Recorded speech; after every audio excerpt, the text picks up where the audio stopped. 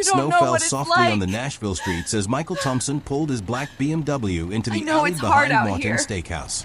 He had just finished the most important dinner of his life, closing a $50 million deal that would secure his tech company's future for the next decade. At 34, Michael had built an empire from nothing, but tonight felt different. Tonight felt empty. The amber glow from the restaurant's back entrance illuminated something that made his blood run cold. A woman in a torn gray coat was hunched over the large dumpster, her thin arms reaching deep into the garbage. Her brown hair hung in tangled strands around her face as she desperately searched through rotting food scraps and discarded packaging. Michael sat frozen in his car, watching this scene that seemed impossible in his world of luxury and success. The woman pulled out a half-eaten dinner roll, brushing off coffee grounds before taking a hungry bite. Then she found what appeared to be a child's leftover mac and cheese, still in its small container. She held the container up to the light, and Michael saw her lips move as if she was praying. Then she began to cry, not the quiet tears of sadness, but the deep, body-shaking sobs of someone who had reached the absolute bottom of despair. Michael had seen poverty in news reports and documentaries, but witnessing it this close, this real, this human, shattered something inside his chest. This woman was not some statistic or distant problem. She was someone's daughter, maybe someone's mother, reduced to eating garbage on Christmas Eve while he had just spent $800 on a single meal. The woman suddenly looked up, and their eyes met through his windshield. Her face was gaunt but still beautiful, with high cheekbones and green eyes that held intelligence despite the desperation. She looked to be in her late 20s, around his age, but life had clearly worn her down in ways Michael could barely imagine. Instead of running away as he expected, she stood up slowly and walked toward his car. Michael rolled down his window, his heart pounding with a mixture of fear and compassion he had never experienced. "I know how this looks," she said, her voice hoarse but educated. "I know you probably think I'm just another drug addict or crazy person, but I need you to know something." Michael nodded, unable to speak. "I used to save children's lives for a living. I was a pediatric nurse at Vanderbilt Children's Hospital for 6 years. I had an apartment, a car, a normal life. But when my mother got cancer, I spent everything I had on her treatments. Everything. I lost my job because I missed too much work taking care of her. I lost my apartment because I couldn't pay rent. I lost my car because I couldn't make payments." She paused, wiping her nose with the back of her hand. "She died 3 months ago, and I've been living on the streets ever since. Tonight, I'm not just looking for food. I'm looking for medicine." Michael's stomach dropped. Medicine. "I found a little girl in the homeless camp under the bridge. She's maybe 4 years old, and she's burning up with fever. Her mother is passed out drunk, and the little girl is calling for help, but no one knows what to do. I need children's Tylenol, but I don't have money, and the shelters are all full tonight." The woman's voice broke. "I know I could steal it from the pharmacy, but I won't cross that line. I thought maybe, just maybe, someone had thrown away some children's medicine in the restaurant trash. People throw away everything during the holidays." Michael stared at this woman who had lost everything, but still refused to steal, who was digging through garbage not for herself, but to save a child she didn't even know. In that moment, he realized he was looking at someone whose character far exceeded his own. "What's your name?" he asked softly. "Catherine Miller. But everyone calls me Kate." "Kate, I'm Michael Thompson, and I'm going to help you save that little girl." As he stepped out of his car into the cold Nashville night, Michael had no idea that this moment would change not just Kate's life, but his own, his daughter's, and the lives of hundreds of people throughout their community. The snow continued to fall as they stood facing each other in that alley, two strangers brought together by divine appointment on the holiest night of the year. Have you ever wondered what you would do if you found someone in Kate's situation? Would you stop and help, or would you drive away? Let me know in the comments below, and don't forget to subscribe for more incredible true stories of hope and redemption. Michael grabbed Kate's arm gently but firmly. "Come on. My car is warm, and we can get to a pharmacy that's still open." As they drove through downtown Nashville, the city's Christmas lights reflected off the wet pavement like scattered diamonds. Michael turned up the heat and handed Kate a bottle of water from his console. "Tell me about the little girl," he said, navigating through the holiday traffic. Kate took a small sip of water, savoring it like fine wine. Her name is Lucy. Her mother, Carol, used to work at a hotel downtown before she started drinking. They've been on the streets for about 2 weeks. Lucy is so sweet. She keeps asking when Santa is coming and if he'll find her under the bridge. Michael's heart clenched. His own 6-year-old daughter, Sophia, was safe and warm at his parents' house across town, probably already asleep with visions of the massive pile of presents waiting under their 12-foot Christmas tree. "How long have you been homeless?" he asked as they pulled into the Walgreens parking lot. 14 weeks and 3 days, Kate said without hesitation. "You count every single day when you're living like this. Every morning you wake up hoping things will change, and every night you wonder if you'll make it to see another sunrise." Michael parked and turned to face her. "Kate, before we go in there, I need you to know something. I'm not just some random guy who happened to drive by. I run a tech company here in Nashville. I have resources, and I want to help you, really help you, not just tonight." Kate's eyes filled with tears again. "Why would you do that? You don't even know me." "Because 3 hours ago, I was sitting in that restaurant celebrating a business deal that will make me richer than I ever dreamed. But when I saw you in that alley, I realized that all my success means nothing if I can't use it to help people who need it most." They walked into the bright fluorescent lights of the pharmacy together. Michael grabbed a basket and began filling it with children's Tylenol, throat lozenges, vitamin C tablets, and bottled water. He added granola bars, crackers, and fruit cups. "This is too much," Kate protested. "This is just the beginning," Michael replied, adding warm socks and a first aid kit to the basket.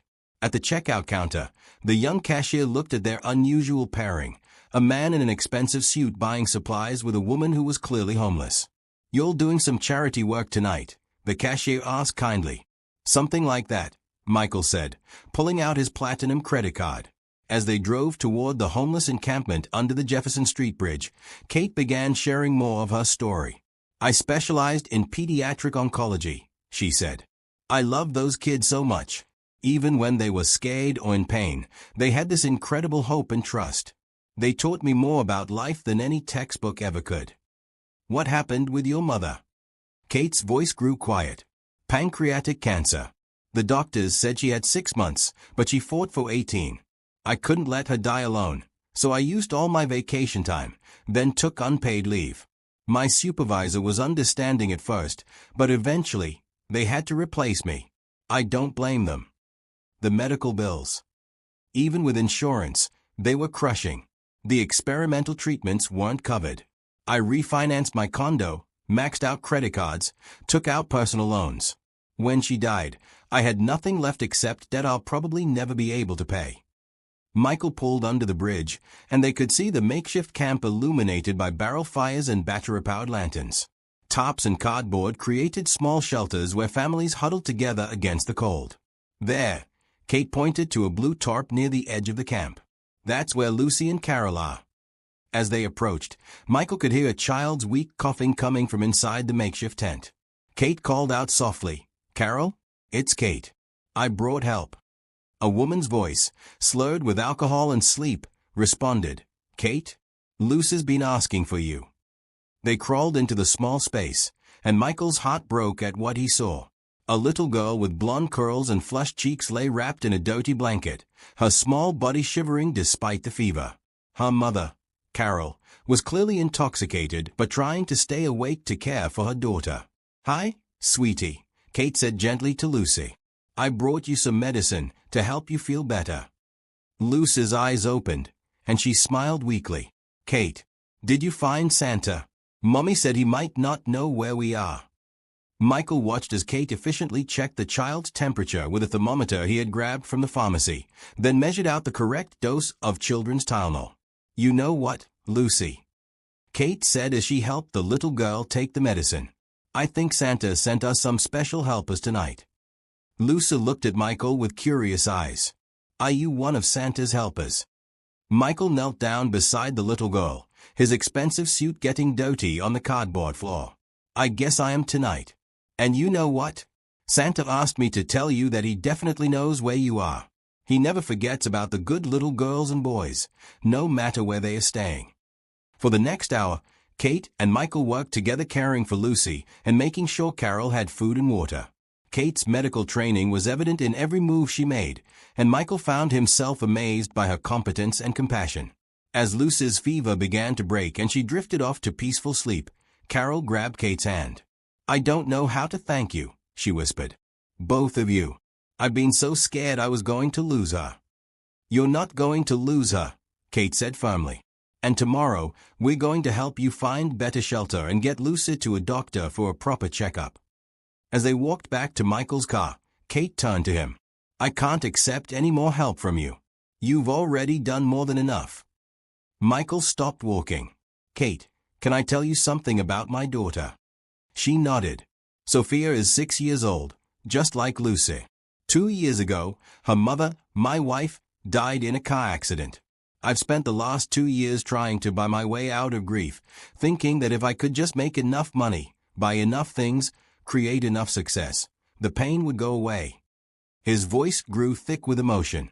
"But tonight, watching you care for that little girl with nothing but kindness and skill, I realized something. I've been so focused on providing for my daughter's future that I forgot to show her how to live with purpose in the present." "What are you saying?" "I'm saying that helping you isn't charity, Kate. It's an education. I want to learn how to be the kind of person who saves children's lives instead of just making money. I want my daughter to grow up knowing that having resources means using them to help others."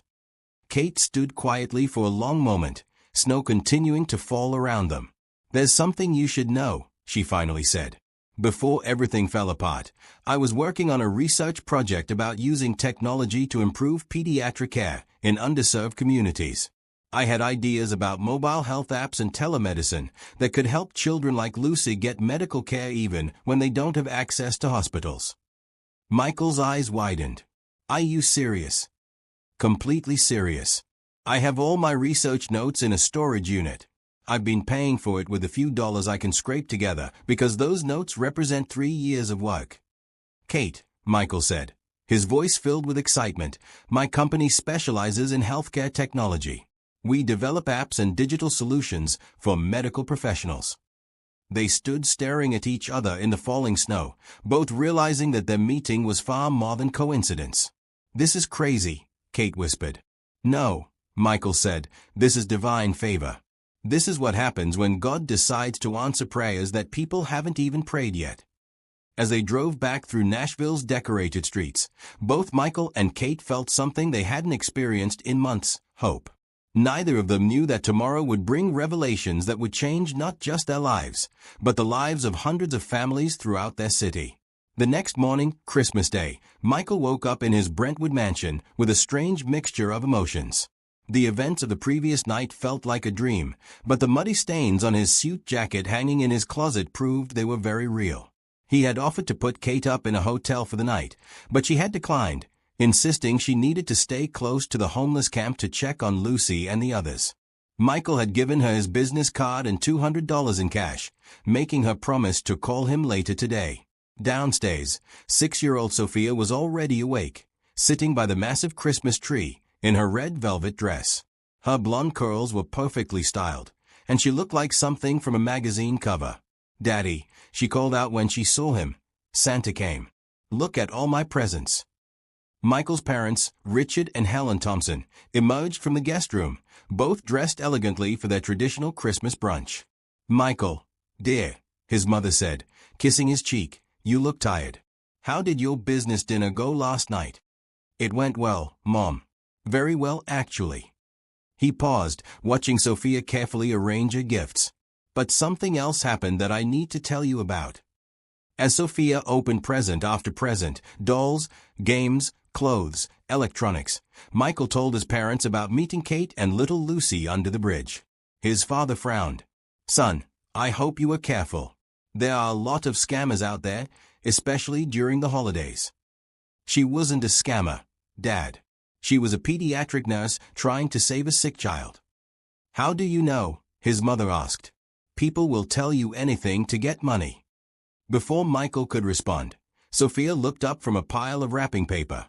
"Daddy, why was the little girl living under a bridge? Doesn't she have a house like us?" Michael knelt down beside his daughter. No, sweetheart. Some people don't have houses. They don't have anywhere to live. But where do they sleep when it's cold? They try to find warm places, but it's very hard. Sophia was quiet for a moment, processing this information. Daddy, could we invite them to live in our house? We have lots of rooms. Michael's parents exchanged uncomfortable glances, but Michael felt a surge of pride in his daughter's innocent generosity. That's a very kind thought, Sophia. We'll see what we can do to help them. His phone rang, and Kate's name appeared on the screen. Kate, how are you? How's Lucy? Michael, she's much better this morning. Her fever broke completely, and she's playing with some other children. But I'm calling because something amazing happened. What? I was at the shelter this morning getting breakfast, and there was a woman there volunteering. She recognized me from when I worked at Vanderbilt. She's a social worker now, and she says there might be emergency housing available for Carol and Lucy today. That's wonderful news. There's more. She also told me that Nashville General Hospital is desperately short-staffed because of the holidays. They need experienced nurses to fill in, even temporarily. She thinks she can get me a few days of work if I can prove my credentials. Michael felt excitement building. Kate, that's incredible. What do you need? I need to get to my storage unit to retrieve my nursing license and certification documents. And I need... Her voice trailed off. What? Tell me. I need clothes. Professional clothes. I can't show up to a hospital interview wearing this dirty coat and torn jeans. Consider it done. What size are you? Michael, I can't ask you to buy me clothes. You've already done too much. Kate, stop. Size. She sighed. Size 6 dress, size 7 shoes, medium everything else. I'll pick you up in 2 hours. We'll get your documents and then go shopping. After he hung up, his mother shook her head. Michael, you're getting too involved with this woman. She could be taking advantage of your kind nature. But Sophia had been listening carefully. Daddy, can I help pick out clothes for the lady? I'm good at picking out pretty things. Michael smiled. That's a great idea, Princess. We'll make it a special Christmas mission. His father pulled him aside. Son, I understand wanting to help, but be smart about this. Don't let emotions cloud your judgment. Dad, this isn't about emotions. This is about recognizing opportunity when it presents itself. This woman has medical training and research experience that could benefit my company. Even from a purely business perspective, it makes sense to invest in her. And if she turns out to be unreliable, then I'll have spent a few $1,000s learning a valuable lesson about judging character. But I don't think that's going to happen. 2 hours later, Michael and Sophia pulled up to the homeless shelter on Charlotte Avenue. Kate was waiting outside, and despite her worn clothing, she had clearly made an effort to clean up. Her hair was neatly pulled back, and she had scrubbed her face until it was pink from the cold water. Sophia, I'd like you to meet Kate, Michael said as they got out of the car. Kate, this is my daughter. Sophia stepped forward with the confidence of a child who had never known hardship. Hi, Kate. Daddy told me you help sick children. That's very nice of you. Kate knelt down to Sophia's level. It's wonderful to meet you, Sophia. Your daddy helped save a little girl last night. He's a very special man. I know, Sophia said matter-of-factly. He's the best daddy in the world. We're going to buy you pretty clothes so you can help more children. Kate's eyes filled with tears. That's very kind of you. Their first stop was Kate's storage unit on the outskirts of town. As Kate unlocked the small metal door, Michael was struck by how neatly everything was organized despite her desperate circumstances. Boxes were labeled and stacked carefully, and her important documents were in protective folders. This is everything I own now, Kate said quietly, pulling out a file containing her nursing credentials, letters of recommendation, and research notes. Michael looked through the research materials and was genuinely impressed. Kate's work on pediatric telemedicine was sophisticated and thorough, exactly the kind of innovation his company had been seeking. Kate, this research is incredible. You've essentially outlined a complete framework for mobile pediatric care. I know it's good work, she said simply. I just never had the resources to implement it. Next, they went to the upscale shopping district in Green Hills. Sophia took her role as fashion consultant seriously, helping select a navy blue business suit, white blouses, professional shoes, and appropriate accessories. "You need pretty earrings too," Sophia declared, picking out simple pearl studs. In the dressing room, Kate emerged looking completely transformed. The professional attire didn't just change her appearance, it seemed to restore some of her confidence and dignity. "You look like a doctor," Sophia announced approvingly. "I look like myself again," Kate said softly, staring at her reflection. Michael bought her a complete professional wardrobe, toiletries, and a leather portfolio for her documents. At the checkout, the total came to over $1,500. "This is too much," Kate protested for the 10th time. "Kate," Sophia said seriously, "my daddy always says that when you can help someone, you should help them a lot, not just a little bit." Michael looked at his daughter with amazement. "Where did you learn that?" "From you, Daddy. You always tell me that sharing is better when you share something important, not just something you don't want anyway." As they drove to Nashville General Hospital for Kate's impromptu interview, Michael realized that his 6-year-old daughter understood generosity better than most adults. "I'm nervous," Kate admitted as they pulled into the hospital parking lot. "You saved a child's life with nothing but determination and a bottle of Tylenol," Michael said. "You can handle an interview." Sophia leaned forward from her car seat. "Kate, you're going to do great because you have a good heart. Daddy says that's the most important thing." Kate turned around and took Sophia's small hand. "Thank you, sweetheart. Both of you. No matter what happens, you've already given me the most important gift anyone could receive." "What's that?" Sophia asked. "Hope," Kate said simply. "You gave me hope." As they watched Kate walk through the hospital doors, her head held high in her new professional attire, Michael felt something he hadn't experienced since his wife died, a sense of purpose beyond his own success. "Daddy," Sophia said, "I think Kate is going to help a lot of children." "I think you're right, Princess. I think we all are." Neither Michael nor Sophia knew that inside the hospital, Kate's interview was about to lead to a series of discoveries that would impact not just her future, but the futures of dozens of families throughout Nashville. The head nurse, Jennifer Hayes, was about to recognize Kate as the most gifted pediatric nurse she had ever supervised, and the conversation that followed would set in motion events that would transform their entire community.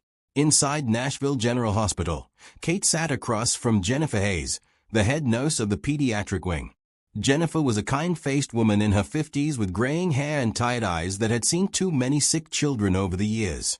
"So, Ms. Miller," Jennifer said, reviewing Kate's credentials, "you worked at Vanderbilt Children's Hospital for 6 years. That's impressive. Why did you leave?" Kate took a deep breath. She had decided to be completely honest, no matter the consequences. "I had to care for my dying mother. I used all my vacation time and then took unpaid leave. Eventually, they had to replace me. After my mother passed, I lost everything due to medical debt and became homeless." Jennifer looked up sharply. "Catherine Miller. Wait." She stared at Kate's face intently. "My goodness. Kate Miller from Pediatric Oncology. You know me?" Jennifer's eyes widened. "Know you? Kate, you're legendary at Vanderbilt. After you left, we had 3 different nurses try to fill your position, and none of them could handle the workload or connect with the patients the way you did." Kate felt a flush of embarrassment. "I'm sure that's an exaggeration." "It absolutely is not." Jennifer leaned forward. "Kate, do you remember the Williams family? Their 4-year-old son had leukemia." "Of course. Little Tommy.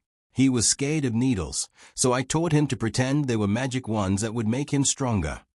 That child is now in remission and asks about you every time he comes for checkups. His parents still talk about how you held him during his worst moments and made him believe he was going to get better." Kate's eyes filled with tears. "Is he really okay?" "He's thriving." "Kate, there's something else. Do you remember working with Dr. Patricia Rodriguez on the Childhood Diabetes Project?" "Yes, we were developing protocols for better glucose monitoring in young patients." Jennifer smiled. "That project was implemented throughout the entire hospital system. It's now being used in pediatric wings across Tennessee. Your research helped create the standard of care for diabetic children in our state." Kate sat stunned. She had left the hospital feeling like a failure, but her work had continued to impact children's lives even after she was gone. Jennifer, I know this is unusual, but I desperately need work. Even temporary work.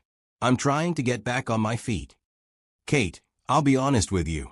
We're so short-staffed that I was considering calling you months ago, but I heard you had left Nashville. When can you start? Right now, if you need me. Perfect. But first, I need to make a phone call. Jennifer dialed a number and waited. Dr. Rodriguez? It's Jennifer Hayes. You're not going to believe who's sitting in my office right now.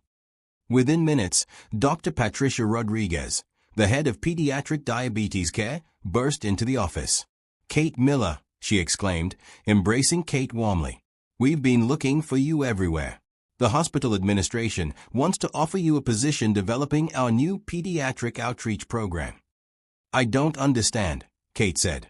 The work you did before you left created the foundation for everything we're doing now. We've received a grant to expand pediatric care into underserved communities, and we need someone with your expertise to lead the program. Dr. Rodriguez sat down, her expression serious. Kate, I have to ask, where have you been? We tried to reach you months ago. Kate explained her situation again, and both women listened with growing amazement and concern. You've been homeless for 3 months. Jennifer asked. Kate, why didn't you reach out to us? We would have helped. I was ashamed. I felt like I had failed everyone. The hospital, my patients, my mother. I didn't think I deserved help.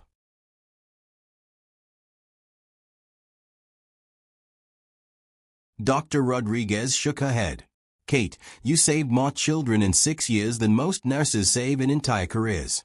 Your mother's illness wasn't your fault, and choosing to care for her showed exactly the kind of character we need in pediatric nursing. Meanwhile, in the hospital parking lot, Michael was playing word games with Sophia while they waited for Kate to return from her interview. Daddy, Sophia said, why don't more people help each other like we're helping Kate? What do you mean, princess? Well, if everyone helped one person, then everyone would have helped, right? Michael was struck by his daughter's simple but profound logic. That's a very smart observation, Sophia. Maybe we could tell other people about helping, like at church or at my school. Before Michael could respond, his phone rang. It was his business partner and best friend, Benjamin Carter. Michael, where are you? I've been trying to reach you all morning. I'm at Nashville General Hospital. It's a long story. The hospital? Are you okay? Is Sophia okay? We're fine. Ben, I need to tell you about something that happened last night. Michael explained the entire story, finding Kate, helping Lucy, Kate's nursing background, and her research on pediatric telemedicine. Wait, Ben said. Stop right there. Did you say pediatric telemedicine? Yes, why? Michael, the Johnson Foundation called yesterday. They want to fund exactly that kind of project. They are offering $2 million to develop mobile health solutions for underserved children. Michael's heart began racing. Are you serious? Dead serious. I've been trying to reach you because they want to meet after the holidays. If this woman has the medical expertise and you have the technology platform, this could be huge. Ben, there's something else you should know. This isn't just about business. This woman was digging through trash to find medicine for a sick child. She could have stolen what she needed, but she chose to search through garbage instead. She has the kind of character we need in our company. You sound like you've already made up your mind about hiring her. I have. But I want you to meet her first. I value your opinion. Bring her by the office tomorrow. And Michael. Yeah. What you did last night, that's the kind of leadership that builds great companies. I'm proud to be your partner. As Michael hung up, Kate emerged from the hospital with a completely different expression than when she went in. She was beaming. How did it go? Sophia asked eagerly. Better than I ever imagined, Kate said, getting into the car. They offered me a temporary position starting tomorrow, and they want to discuss a permanent role developing a new pediatric outreach program. That's wonderful, Michael said. But there's something I need to tell you too. He explained Ben's call about the Johnson Foundation grant. Kate sat quietly for a moment, processing this information. This is impossible. Things like this don't happen in real life. Daddy, Sophia piped up from the back seat, I think this is what Pastor James calls a miracle. Pastor James? Kate asked. Our pastor at Christ Community Church, Michael explained. He always talks about how God puts people in the right place at the right time for purposes we can't see yet. Kate turned to look at both Michael and Sophia. You know, 24 hours ago, I was convinced that God had forgotten about me. I thought I was invisible to everyone, including him. And now? Michael asked. Now I think maybe I was exactly where I needed to be so you could find me. As they drove through Nashville, they passed the Jefferson Street Bridge where Kate had been living. The homeless camp was still there, but now it looked different to all three of them, not just as a place of desperation, but as the starting point of something remarkable. Daddy, Sophia said, can we go check on Lucy? Absolutely, Michael said. Kate, want to show us how she's doing? When they arrived at the camp, they found that word had already spread about Kate's job interview. Several people approached them with congratulations and thanks for helping Lucy, who was now running around playing with other children, completely recovered. Carol, Lucy's mother, had been sober all day and was helping organize the camp's small Christmas celebration. Kate, Carol said, hugging her, I can't thank you enough. Lucy is healthy, we have a lead on housing, and I start a job interview tomorrow at a hotel downtown. How did you get a job interview? Kate asked. The social worker you connected us with, Rebecca Johnson. She has connections throughout the city. She's been helping families here all day. Rebecca Johnson approached them, an energetic woman in her 30s wearing a warm coat and carrying a clipboard. You must be Michael, she said, extending her hand. Kate told me about your kindness last night. What you did started a chain reaction throughout our community. What do you mean? Michael asked. Well, when I heard about you helping Kate and Lucy, I called some contacts at local churches and businesses. Word spread quickly about a successful businessman who was personally helping homeless families on Christmas. Rebecca smiled. By this afternoon, I had calls from 5 different churches offering to provide emergency housing, 3 restaurants offering to donate meals, and a clothing store downtown offering to provide work clothes for job interviews. Michael stared in amazement. All because of what happened last night. All because you showed people that helping isn't just something we talk about, it's something we can actually do. Sophia tugged on Kate's new skirt. Kate, are you going to help all these people with your new job? Kate knelt down beside the little girl. I'm going to try, sweetheart. But you know what? I think your daddy already started helping all of them by helping me. As the sun set over Nashville on Christmas Day, Michael, Kate, and Sophia stood among the homeless camp, surrounded by families whose lives were beginning to change through a growing network of community support. None of them knew that tomorrow would bring news that would transform their small acts of kindness into a movement that would reach far beyond anything they could imagine. But here's what I want to know. When was the last time you stepped out of your comfort zone to help someone who really needed it? These stories of hope and transformation happen every day, but only when people like you and me choose to act. If Kate's story is inspiring you, make sure to subscribe and share this with someone who needs to hear it today. Tuesday morning arrived crisp and clear in Nashville. Kate woke up in a clean bed at the Comfort Inn on Music Valley Drive, the first real bed she had slept in for over 3 months. Michael had insisted on putting her up in the hotel until she could find permanent housing, despite her continued protests about accepting so much help. As she prepared for her first day back in a hospital setting, Kate marveled at how much her life had changed in just 3 days. The professional clothes Michael and Sophia had helped her select fit perfectly, and for the first time in months, she felt like herself again. Her phone rang as she was putting on the pearl earrings Sophia had chosen. Kate, it's Jennifer Hayes. I hope I'm not calling too early. Not at all. I've been awake since 5. Old nursing habits. Good, because I have news that couldn't wait. Dr. Rodriguez spoke with the hospital administrator last night, and they want to fast-track your permanent position. They are offering you the role of Director of Pediatric Community Outreach, starting next week. Kate sat down hard on the hotel room bed. Jennifer, that's incredible, But I don't understand. Positions like that usually take months to process. Normally, yes. But the administrator, Dr. William Foster, did some research on your background last night. Kate, did you know that your research on mobile pediatric care has been cited in 17 different medical journals over the past 2 years? That's impossible. I never published anything.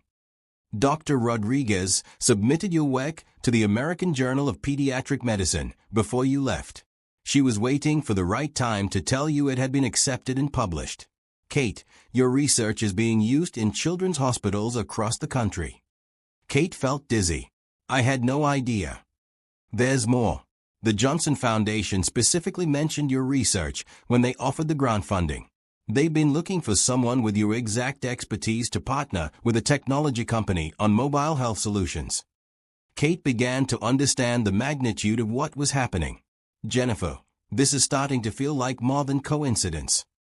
I think you're right. Dr. Foster wants to meet with you and Michael Thompson today at 2 o'clock. He believes this partnership could transform pediatric care not just in Nashville, but throughout the Southeast. After ending the call, Kate sat quietly in her hotel room, trying to process how quickly her life was changing. 3 days ago, she had been convinced that God had abandoned her. Now, it seemed like divine favor was flowing from every direction. Meanwhile, across town in his Brentwood office, Michael was having a similar conversation with Benjamin Carter. The Johnson Foundation called again this morning, Ben said, pacing excitedly around Michael's office. They want to triple the funding to $6 million if we can prove we have the right medical partner. $6 million. Michael whistled low. Ben, that's enough to build a comprehensive mobile health platform and deploy it throughout Tennessee. It gets better. I made some calls yesterday, and 3 major hospital systems have already expressed interest in licensing our technology once it's developed. Michael leaned back in his chair. This is incredible, but it's also a huge responsibility. If we do this, we're committing to helping thousands of children. That's exactly why it's the right thing to do, Ben said. Michael, I've known you for 8 years. I've watched you build this company from nothing. But what you did on Christmas Eve, that's the first time I've seen you excited about something bigger than profit margins. Ben, can I tell you something? Of course. Yesterday, my 6-year-old daughter asked me why more people don't help each other. She suggested that if everyone helped one person, then everyone would have help. Ben smiled. Smart kid. The thing is, she's right. Kate helped Lucy. I helped Kate. Kate's helping other families through her medical expertise, and now all of us together might help thousands of children. It's like Sophia said, it's a chain reaction. Speaking of Sophia, how is she handling all this excitement? Michael laughed. She's planning to be our official advisor on what children need in healthcare apps. She's already made a list of features, including games that make medicine fun and videos that explain why shots don't really hurt that much. At Nashville General Hospital, Kate was experiencing her own series of small miracles. As she walked through the pediatric wing for the first time in months, several nurses recognized her immediately. Kate Miller, called out Sarah Chen, a young nurse who had started working there just before Kate left. We've missed you so much. The kids still ask about you. They do. Are you kidding? You're like a legend here. Remember little Emma Rodriguez? The 8-year-old with cystic fibrosis. Kate nodded. Emma had been one of her most challenging patients, a bright, funny little girl who had been terrified of all medical procedures. She drew you a picture 6 months ago and asked me to keep it in case you ever came back, Sarah said, pulling a folded paper from her pocket. She's doing really well, by the way. Her latest tests show significant improvement. Kate unfolded the drawing to find a stick figure in scrubs with a big smile, surrounded by hearts and the words, "Thank you, Kate, for making me brave." Tears filled Kate's eyes. Is she still a patient here? She comes in for weekly treatments. Actually, she's here today. Room 314. Kate made her way to room 314, where she found 8-year-old Emma Rodriguez playing with dolls while an IV dripped into her small arm. Nurse Kate. Emma shrieked when she saw her. Mommy. Mommy. Nurse Kate came back. Emma's mother, Maria Rodriguez, looked up from her magazine and gasped. Kate. Oh my goodness. Where have you been? Emma talks about you constantly. I've been away for a while, Kate said, sitting on the edge of Emma's bed. But I'm back now, and I heard you've been very brave. I have. Watch this, Emma said, pointing to her fore. I don't cry anymore because I remember what you taught me about being a warrior princess. Kate had taught Emma to imagine herself as a warrior princess whose special powers were recharged by her medical treatments. The game had transformed Emma from a frightened child into a cooperative patient. Emma, you are the bravest warrior princess I know, Kate said. Kate, Maria said quietly, I don't know if anyone ever told you, but what you did for Emma changed our whole family. Her little brother was diagnosed with diabetes last year, and Emma taught him the warrior game. Now he's not afraid of his insulin shots either. As Kate spent the morning reconnecting with patients and families, she began to understand something profound. Her influence hadn't ended when she left the hospital. The compassion and techniques she had shared with children had continued to spread, helping new patients even in her absence. At lunchtime, she received a text from Michael. Meeting with hospital administrator moved to 1 p.m. Ben and I will pick you up at 12:30. Hope your first day is going well. When Michael and Ben arrived at the hospital, Kate introduced them to Dr. Rodriguez and Jennifer Hayes. Mr. Thompson, Dr. Rodriguez said, we can't thank you enough for reconnecting us with Kate. She's already made a significant impact just this morning. How so? Ben asked. She worked with 3 families dealing with different pediatric conditions, and in each case, she helped the children become more cooperative with their treatments. One little boy with diabetes actually asked for his insulin shot early because Kate taught him a game that made it fun. Michael felt a surge of pride, not in his own accomplishments, but in Kate's natural gifts. Dr. William Foster, the hospital administrator, was a distinguished man in his 60s with silver hair and kind eyes behind wire-rimmed glasses. Ms. Miller, Mr. Thompson, Mr. Carter, he said, shaking hands with each of them, I've been looking forward to this meeting all week. They gathered in his spacious office overlooking the Nashville skyline. Let me be direct, Dr. Foster said. Nashville General wants to partner with your technology company to create the most advanced pediatric mobile health system in the country. We have the medical expertise, you have the technology platform, and together we can reach children who currently have no access to quality healthcare.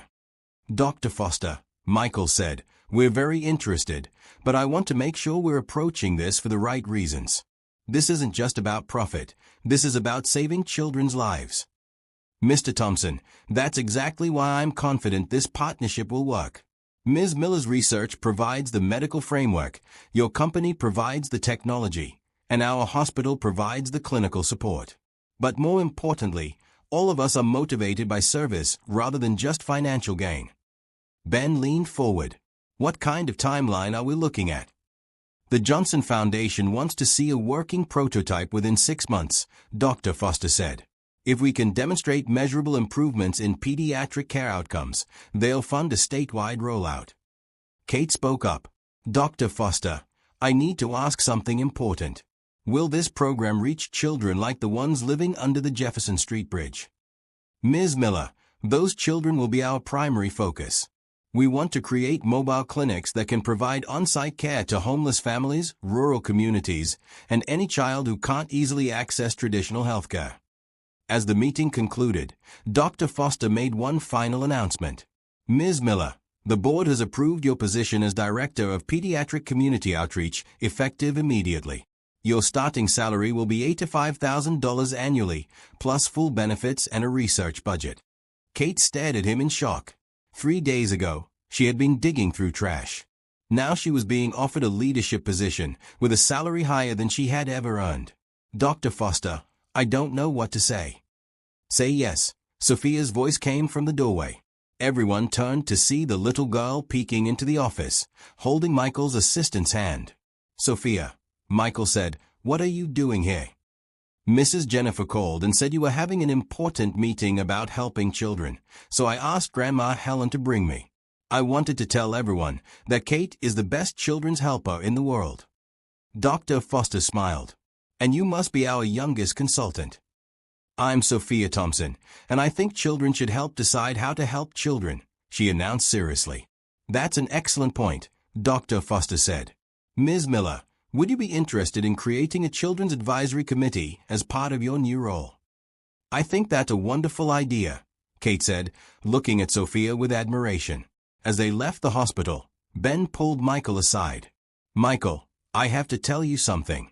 This morning I did some research on Kate's background, not because I don't trust her, but because I wanted to understand what we're getting into. What did you find? She's even more impressive than we thought. Before her mother got sick, she was being considered for a position at the CDC developing national pediatric care protocols. Her supervisor at Vanderbilt described her as the most naturally gifted pediatric nurse I've ever worked with. Michael felt a chill run down his spine. Ben, do you realize what this means? What? If Kate's mother hadn't gotten sick, she would be working for the CDC in Atlanta. She never would have been homeless in Nashville. I never would have found her on Christmas Eve. Ben stared at his partner. Are you saying? I'm saying that sometimes what looks like the worst thing that can happen to someone is actually positioning them for something greater than they ever imagined. That evening, as Kate sat in her hotel room writing thank you notes to Michael, Sophia, and everyone who had helped her, she reflected on the extraordinary chain of events that had brought her to this moment. Her phone rang, and she saw it was a number she didn't recognize. Ms. Miller?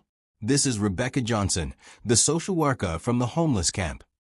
Rebecca, how are you? I'm calling with incredible news. Do you remember Carol and Lucy? Of course. Carol got the hotel job, and they've been approved for transitional housing. But that's not why I'm calling. Lucy keeps asking about the nice nurse lady who helped her feel better. Tell her I asked about her. Actually, I was hoping you could tell her yourself. Ms. Miller, would you be interested in being the medical advisor for our new family housing program? We've received funding to provide healthcare services to families transitioning out of homelessness. Kate sat down, overwhelmed by the continuing flood of opportunities. Rebecca, that sounds wonderful, but I just accepted a position at Nashville General. I know. Dr. Foster and I have been talking.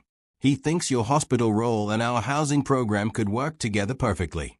We're talking about creating the first comprehensive support system in Tennessee for families experiencing homelessness. As Kate hung up the phone, she realized that her life wasn't just being restored, it was being transformed into something far greater than what she had lost. Tomorrow would bring even more surprises as word of their partnership spread throughout Nashville's medical and business communities, attracting support from unexpected sources and setting the stage for a program that would ultimately help thousands of children across the Southeast. But tonight, Kate simply felt grateful for the divine favor that had taken her from the darkest moment of her life to the brightest future she could imagine. Wednesday morning brought the first real test of Kate's new position. At 7 a.m., she received an emergency call from Rebecca Johnson about a crisis at the Jefferson Street Bridge homeless camp. Kate, we have a situation, Rebecca said urgently. A family arrived during the night, a mother with twin 4-year-old boys. One of the boys has a severe asthma attack, and the mother doesn't have money for an inhaler or emergency room visit. I'll be right there, Kate said, already grabbing her new medical bag that Dr. Foster had provided her the day before. 20 minutes later, Kate knelt beside a small boy named Marcus, who was struggling to breathe while his identical twin brother, Matthew, watched in terror. Their mother, Angela Washington, was a thin woman in her 20s who looked exhausted and frightened. Angela, I'm Kate Miller from Nashville General Hospital, Kate said calmly. I'm here to help Marcus. As Kate assessed the child's condition, she realized he needed immediate medical intervention that went beyond what she could provide at the camp. Angela, Marcus needs to go to the hospital right now, Kate said. But I'm going to make sure you don't have to worry about the cost. I can't afford an emergency room visit, Angela said, tears streaming down her face. That's why we're here. Medical bills from the boys' premature both bankrupted us. Kate made a quick phone call to Dr. Foster, who immediately approved emergency treatment under the hospital's charity care program. Then she called Michael. Michael, I need help. I have a child who needs emergency transport to the hospital, and I don't want to traumatize him more by putting him in an ambulance. I'll be there in 10 minutes, Michael said without hesitation. When Michael arrived with Sophia, who insisted on coming to help, They found Kate holding Marcus in her arms while teaching Matthew a breathing exercise to help him stay calm.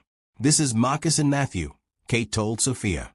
"Marcus is having trouble breathing, so we're going to take him to the hospital to get better medicine." Sophia immediately went to Matthew. "Hi, I'm Sophia. Are you scared about your brother?" Matthew nodded, his eyes wide. "I was scared when my mommy went to the hospital once too," Sophia said. "But the doctors and nurses are really nice, and they make people feel better. Want to hold my hand while we go?" During the drive to the hospital, Angela shared her story. She had been a medical assistant in Memphis before the twins were born prematurely, requiring months of NICU care. The medical bills had destroyed her finances, and when she couldn't find affordable housing, she had loaded her boys into their car and driven to Nashville hoping for a fresh start. "The car broke down yesterday," Angela said. "We've been sleeping outside for 3 nights." "Not anymore," Michael said firmly. "We're going to make sure you and the boys have a safe place to stay." At the hospital, Dr. Rodriguez immediately took over Marcus's care, while Kate worked with the social services team to ensure the family qualified for emergency assistance. "Kate," Dr. Rodriguez said privately, "this little boy's asthma is severe, but it's completely manageable with proper medication and monitoring. The problem is that many families can't afford the medications or don't know how to use them correctly." That's exactly the kind of problem our mobile health program could solve, Kate realized. What if this family became our first test case? Dr. Rodriguez suggested. We could provide them with medication, monitoring equipment, and teach Angela how to manage the boy's asthma using technology. Meanwhile, in the waiting room, Sophia was entertaining Matthew with stories and games while his mother filled out paperwork. "Sophia," Michael said quietly, "you're very good with other children." "Matthew is nice," Sophia said. "He told me he's worried that his mommy is sad all the time because they don't have a house." "What did you tell him?" "I told him that sometimes grown-ups just need help from other grown-ups, and that's okay. And I told him that you and Kate are really good at helping people." Michael felt a surge of pride in his daughter's compassion and wisdom. Ben Carter arrived at the hospital with news about their partnership. "Michael, I just got off the phone with the Johnson Foundation. They want to accelerate our timeline. They are offering to fund an immediate pilot program if we can demonstrate results within 30 days. "That's incredibly fast," Michael said. "I know, but here's the thing. They've heard about what you and Kate did on Christmas Eve. Word is spreading through the medical community about our partnership, and other foundations are starting to take notice." Kate emerged from the treatment area with good news. "Marcus is going to be fine. Dr. Rodriguez has given him a nebulizer treatment, and his breathing is much better." "What about long-time care?" Ben asked. "That's where our pilot program comes in," Kate said excitedly. "Dr. Rodriguez and I want to use Angela and the twins as our first test family. We'll provide them with monitoring equipment, medication, and an app that connects them directly to our medical team." "And housing?" Michael asked. "Rebecca Johnson found them a spot in the new transitional housing program that starts next week," Kate said. As they talked, Sophia came running over with Matthew's hand firmly in hers. "Daddy, Matthew has a really good idea about the children's app." "What's that, buddy?" Michael asked, kneeling down to Matthew's level. "Well," Matthew said shyly, "Marcus gets scared when he can't breathe good. Maybe the app could have a game that teaches kids how to not be scared when they are sick." Kate's eyes lit up. "Matthew, that's a brilliant idea. What kind of game do you think would help?" "Maybe like a superhero game where the medicine makes you stronger," Matthew suggested. "Or a magic spell game where the inhaler is like a magic wand," Sophia added. Ben looked at Michael and Kate with amazement. "Are you listening to this? These kids are solving user experience problems that would take our design team weeks to figure out." Dr. Foster appeared in the waiting area. "Ms. Miller, I just reviewed Marcus's case with Dr. Rodriguez. We'd like to formally invite this family to participate in our pilot program." "Dr. Foster," Angela said, overhearing the conversation, "I don't understand what's happening. Yesterday we were sleeping outside, and now everyone is talking about programs and apps and help. This doesn't make sense." Kate sat down beside Angela. "Angela, 3 days ago, I was homeless too. I was digging through restaurant trash looking for medicine to help a sick child. This man," she pointed to Michael, "stopped to help me, and it changed everything." "But why would strangers help us?" Angela asked. "Because," Sophia piped up, "when people help each other, it makes everyone happier. My daddy taught me that sharing is the best way to have more of everything good." Michael realized his daughter was unconsciously echoing the principles that were driving their entire initiative. "Angela," Michael said, "we're not just helping you out of kindness, though there's certainly that. We're helping you because you and your sons are going to help us create something that will help thousands of other families." "I don't have any special skills," Angela protested. "You're a mother who loves her children and wants to keep them healthy," Kate said. "That makes you an expert in exactly what we need to know." That afternoon, they moved Angela and the twins into a furnished apartment in the new transitional housing complex. The boys were thrilled to have beds, a kitchen, and a bathroom of their own. "Kate," Angela said as they unpacked the boys' few belongings, "I need to ask you something." "Of course." "Why did you choose to help Marcus this morning? You could have just called an ambulance and let someone else handle it." Kate thought for a moment. "Angela, when I was homeless, I felt invisible. I felt like I didn't matter to anyone. When Michael stopped to help me, he saw me as a person worth saving. Today, when I saw Marcus struggling to breathe, I saw a child worth saving and a mother worth supporting." "But you barely know us." "Angela, 3 months ago, a little girl named Lucy was sick with fever under the Jefferson Street Bridge. I didn't know her either, but I spent hours looking for medicine to help her. That's how I met Michael. He found me searching through trash to help a child who wasn't even mine." Angela's eyes filled with tears. "You were looking for medicine for someone else's child." "Yes. And because of that moment, my entire life changed. Now I have a job, a future, and the ability to help other families like yours." "So by helping Lucy, you ended up getting help yourself." "Exactly. And by accepting help from Michael, I gained the ability to help you. And by helping you, we're creating a program that will help thousands of children." Angela was quiet for a moment. "Kate, what you're describing sounds like..." "Like what?" "Like a miracle. Like God was working through all of you to help all of us."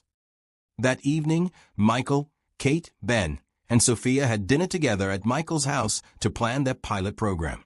As they worked, Sophia played with Matthew and Marcus, who had been invited to stay for dinner. "You know what I noticed today?" Ben said as they reviewed their timeline. "What?" Michael asked. "Every person we've helped has immediately looked for ways to help someone else. Kate helped Lucy, then started helping other families at the camp.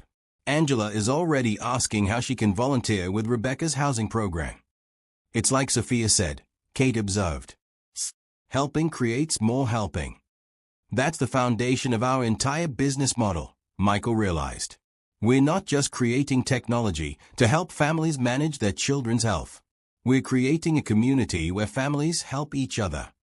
"Daddy," Sophia called from the living room, "Marcus wants to know if he can help make the superhero app for other kids who have trouble breathing." "Tell him absolutely," Michael called back. As the evening wound down, Ben made an announcement. "Michael, Kate, I have something to tell you. Today's events convinced me that this program is more important than anything else our company has ever done." "What are you saying?" Michael asked. "I'm saying I want to commit all of our resources to this project. Not just some of our time and energy, all of it. I want to transform our entire company into a pediatric health technology company focused on helping underserved families." Kate stared at both men. "Ben, that's an incredible commitment, but are you sure? You're talking about changing your whole business model." "Kate, I've been in technology for 15 years, and I've never worked on anything that mattered this much. Today I watched a 6-year-old girl teach a scared little boy how to be brave, and I watched his mother go from hopelessness to hope in the span of 8 hours." Ben's voice grew emotional. "I want to spend the rest of my career creating technology that produces those kinds of transformations." As they said goodnight and made plans for the next day, none of them realized that their pilot program was about to attract national attention from healthcare leaders, technology companies, and foundations across the country. Tomorrow would bring a phone call that would change their small Nashville initiative into a movement with the potential to transform pediatric healthcare throughout America. But tonight, they simply felt grateful for the chain of kindness that had brought them together and the opportunity to pay forward the blessings they had received. Thursday morning brought an unexpected phone call that would change everything. Michael was in his office reviewing software development timelines when his assistant knocked on his door. "Mr. Thompson, there's a call for you from Dr. Sarah Chen at the Centers for Disease Control in Atlanta. She says it's urgent." Michael frowned. "I don't know anyone at the CDC." She mentioned Kate Miller's name. Michael picked up the phone immediately. "Dr. Chen, this is Michael Thompson." "Mr. Thompson, thank you for taking my call. I'm the Director of Pediatric Health Initiatives at the CDC, and I understand you're working with Catherine Miller on a mobile health platform for children." "That's correct. May I ask how you heard about our project?" "Dr. Patricia Rodriguez at Nashville General sent me Kate's research data yesterday." "Mr. Thompson, I need to tell you something important. We've been searching for exactly this kind of medical expertise for over a year." Michael's pulse quickened. "I'm listening." "The CDC has been tasked with developing a national strategy for pediatric healthcare in underserved communities. We have funding, we have political support, but we've been missing the crucial element, a medical professional who truly understands both the clinical needs and the practical challenges." "Dr. Chen, are you saying?" "I'm saying that if your pilot program shows positive results, the CDC is prepared to recommend Kate's framework for national implementation. We're talking about reaching over 2 million children across the United States." Michael sat down hard in his chair. "Dr. Chen, our pilot program just started yesterday." "I understand that. But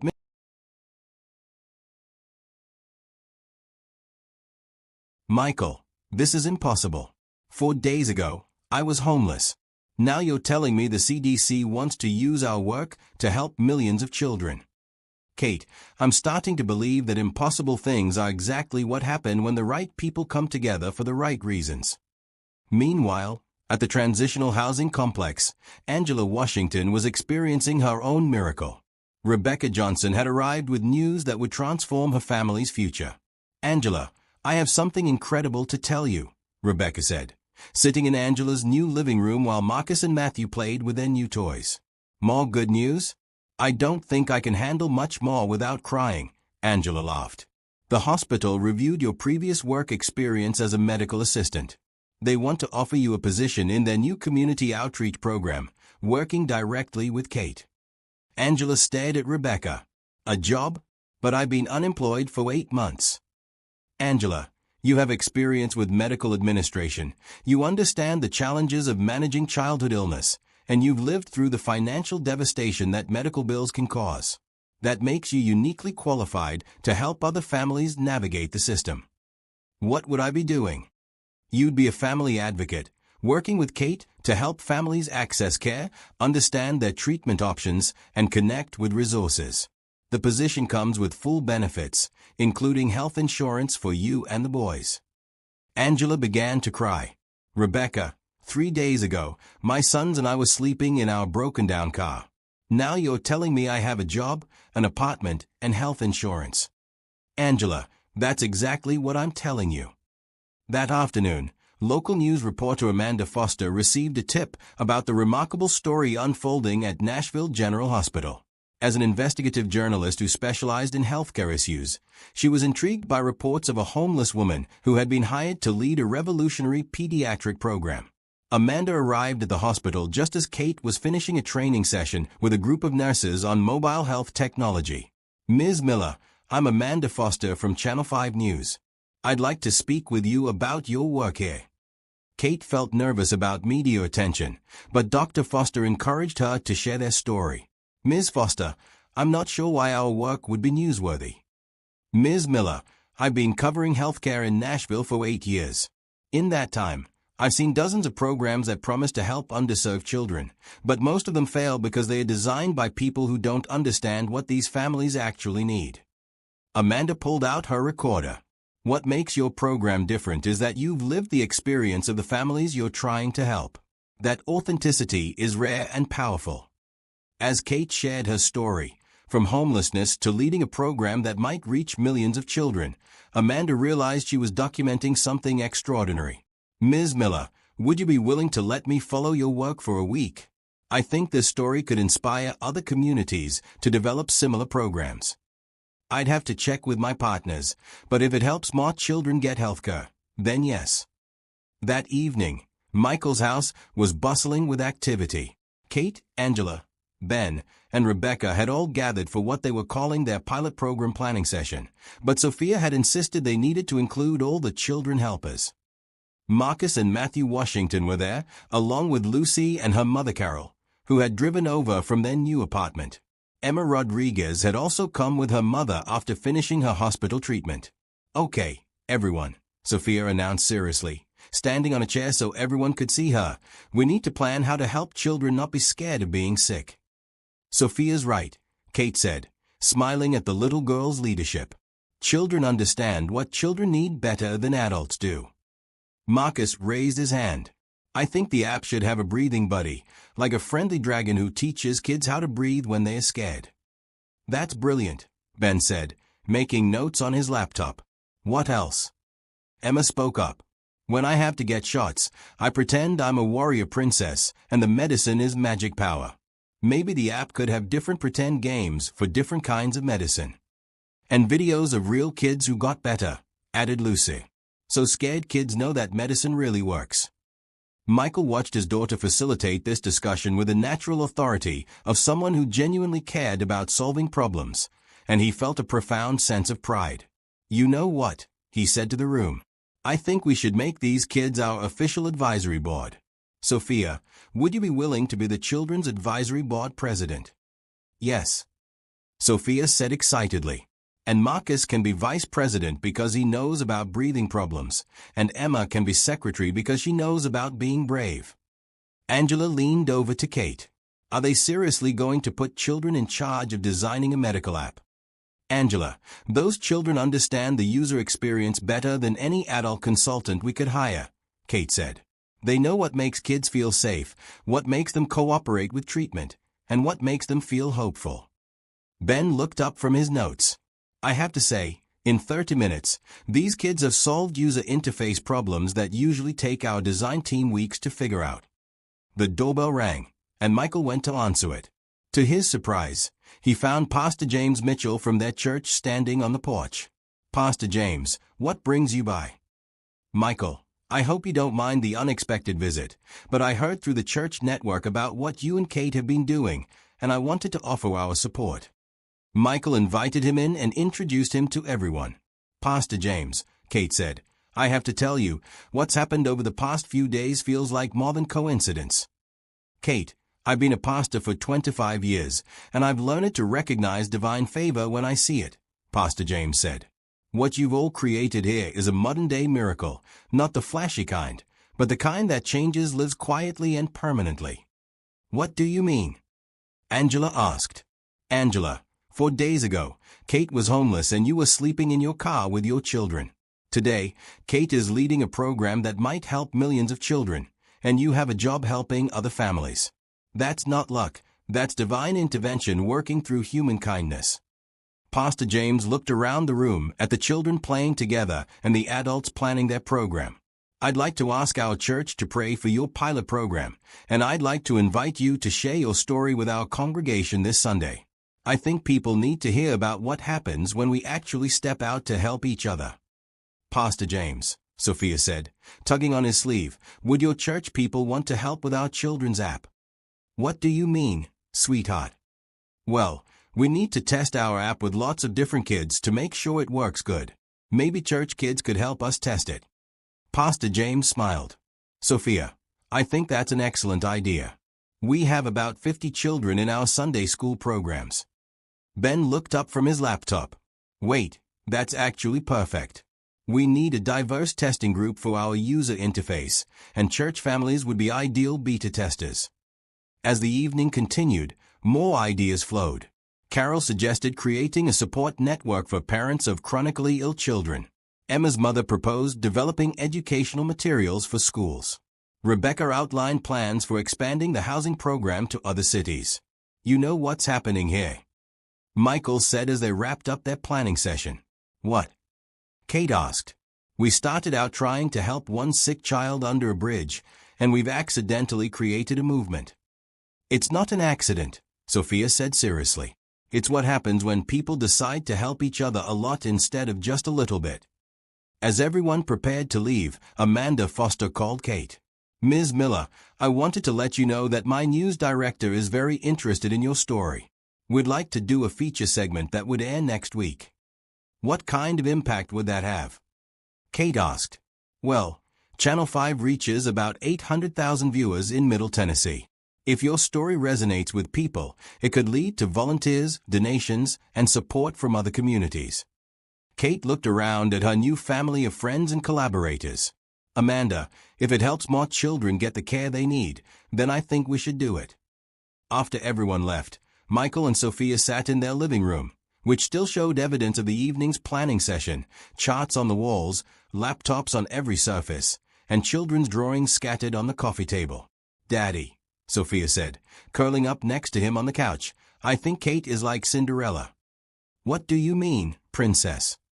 She started out sad and poor, but then magic happened and now she's helping everyone. Michael smiled. But who was her fairy godmother? Sophia thought seriously for a moment. I think it was you, Daddy. But also God. And also all the people who decided to help. As Michael tucked Sophia into bed that night, she had one more observation. Daddy, do you think other cities have people like Kate who just need someone to help them? I think there are probably thousands of people like Kate all over the country, sweetheart. Then we should help them find people like you who want to help. Michael kissed his daughter goodnight, amazed once again by her simple but profound wisdom. Tomorrow would bring the CDC team to Nashville, along with representatives from 3 other major foundations who had heard about their pilot program. But tonight, Michael felt grateful for the small miracles that had grown into something far beyond anything he had imagined. In just 1 week, a chance encounter on Christmas Eve had become a program that might transform healthcare for millions of children across America. The most incredible part was that it had all started with one homeless woman's refusal to steal medicine for a sick child, and one man's decision to stop and help instead of driving away.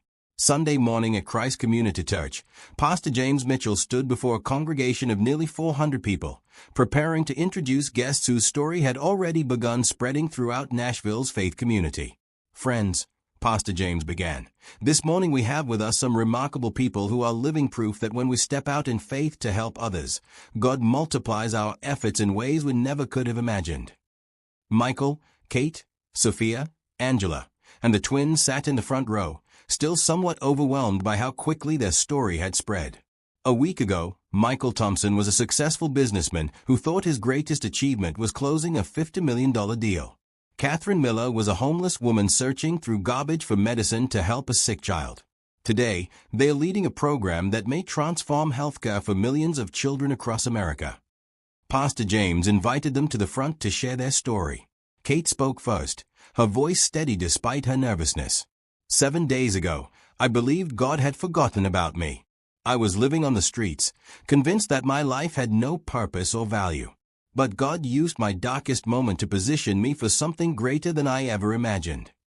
She gestured to Michael and Sophia.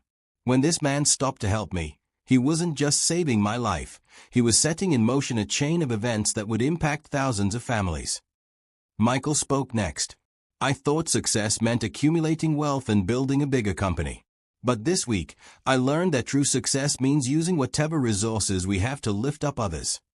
Then Sophia stepped forward to the microphone, which had to be lowered for her to reach.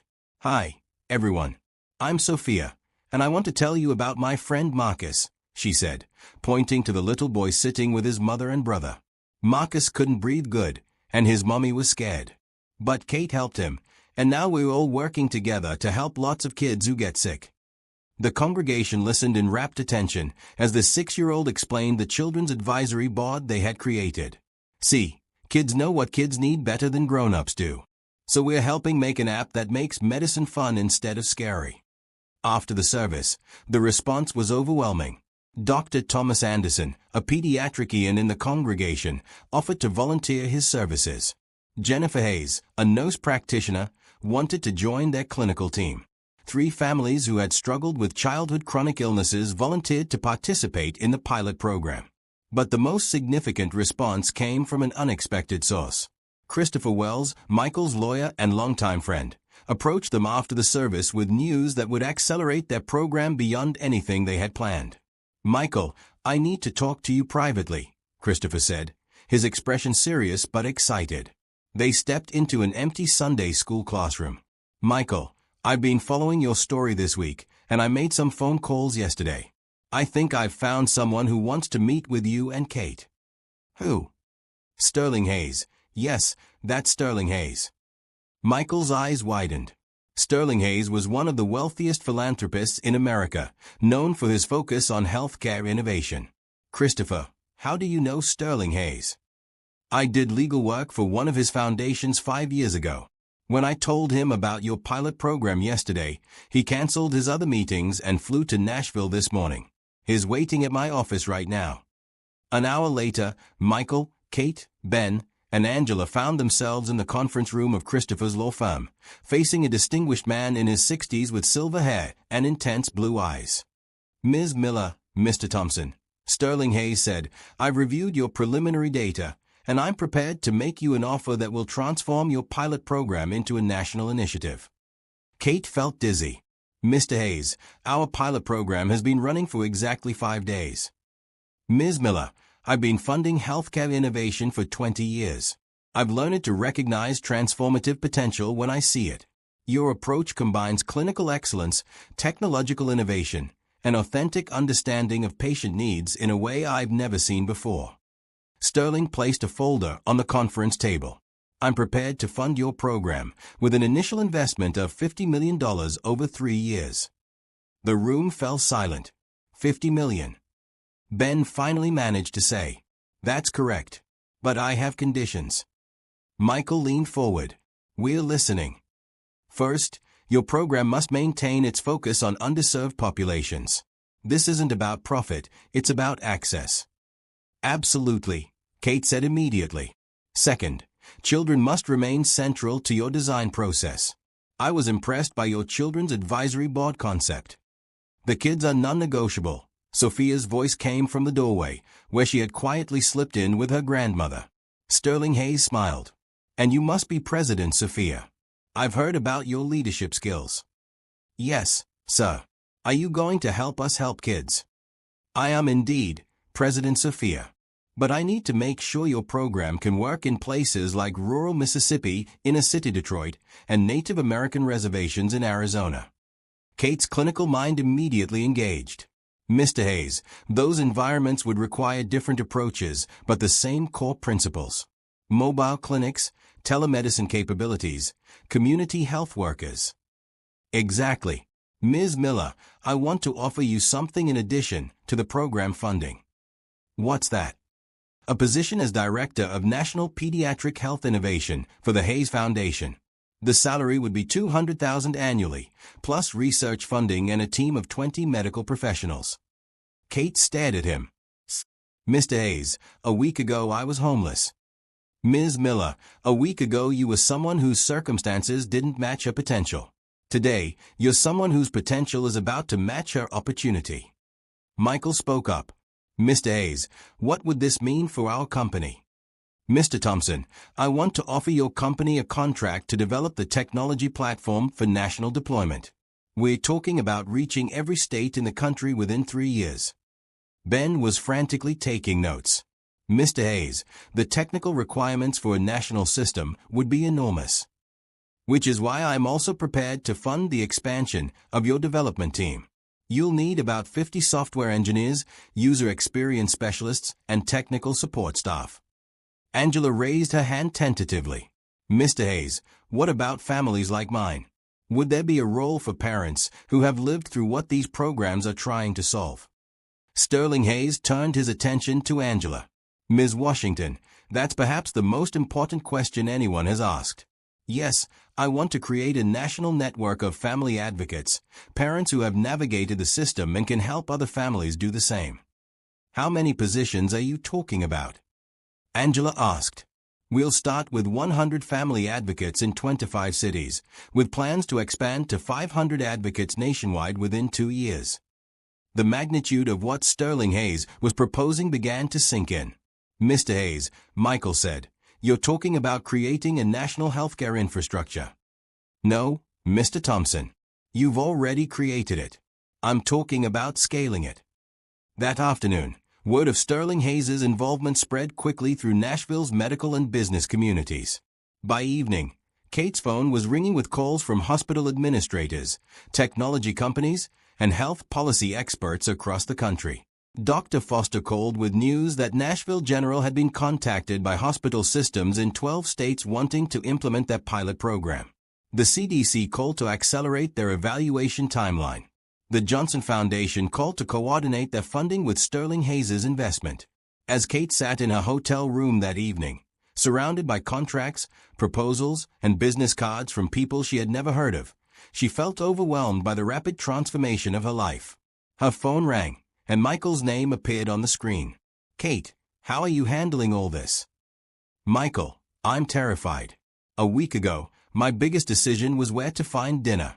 Now I'm being asked to lead a program that could affect millions of children. Kate, can I tell you something? Please.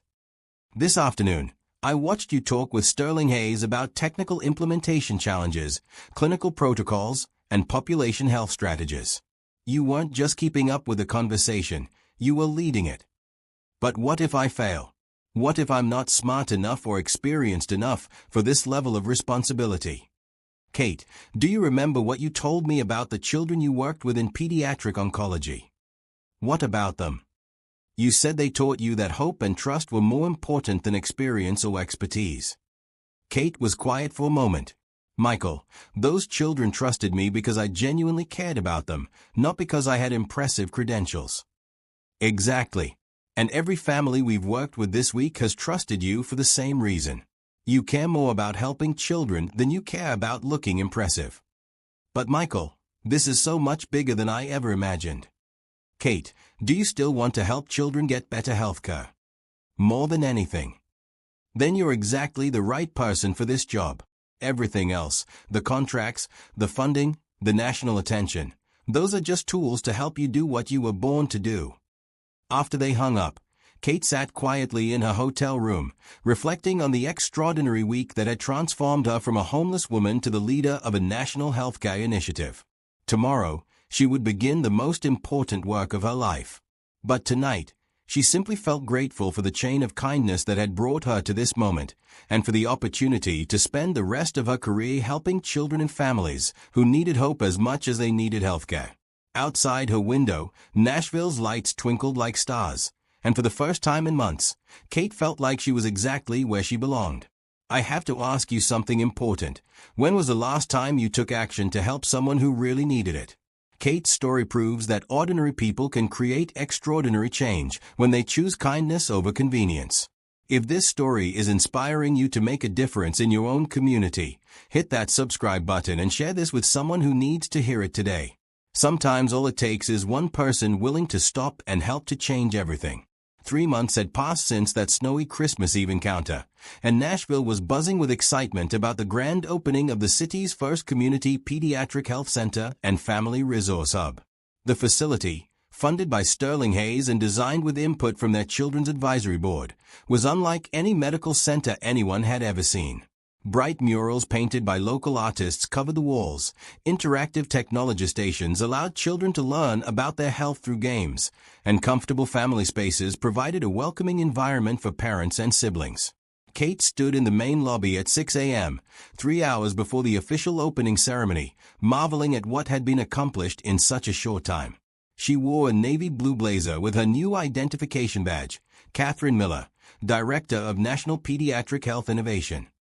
Hard to believe this all started with us meeting in an alley behind a restaurant. Michael's voice came from behind her.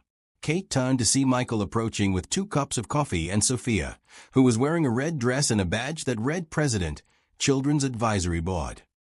"Good morning, Director Miller," Sophia said formally, then grinned. "And good morning, Kate." "Good morning, President Thompson," Kate replied, matching Sophia's formal tone before hugging her. Are you nervous about today? Michael asked, handing Kate a coffee.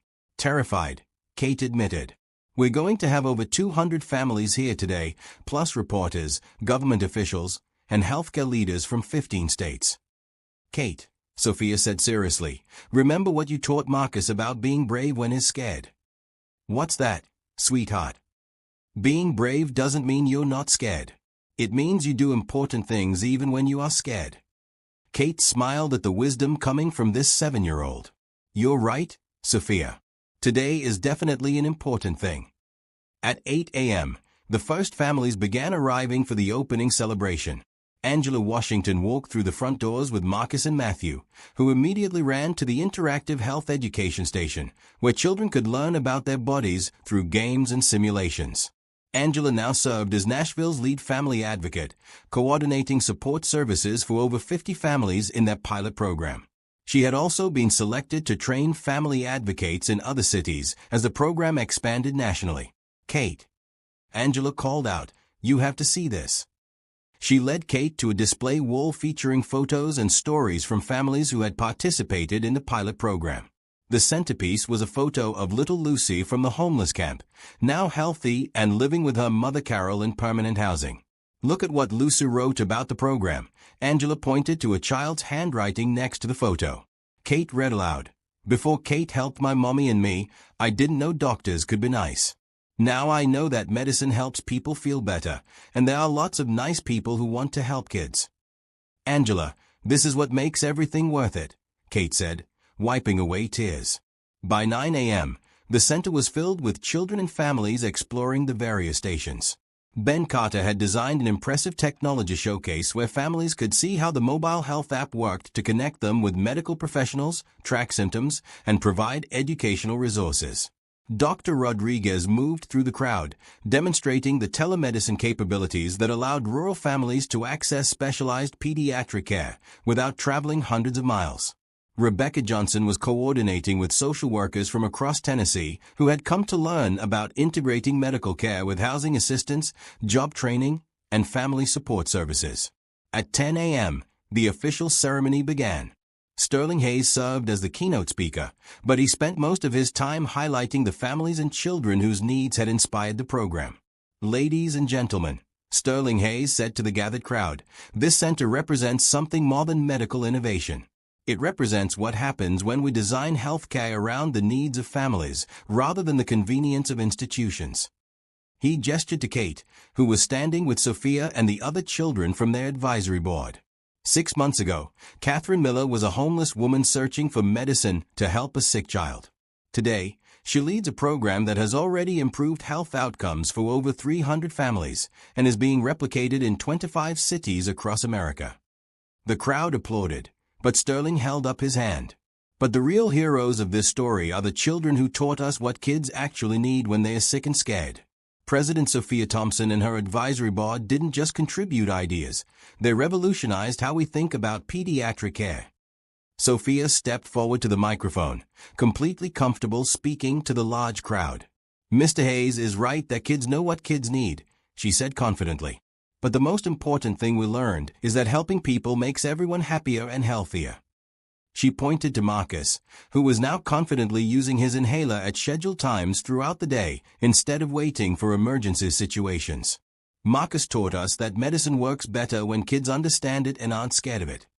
She pointed to Emma Rodriguez, who had become a volunteer mentor for newly diagnosed children with chronic illnesses. Emma taught us that kids who get better can help other kids be brave.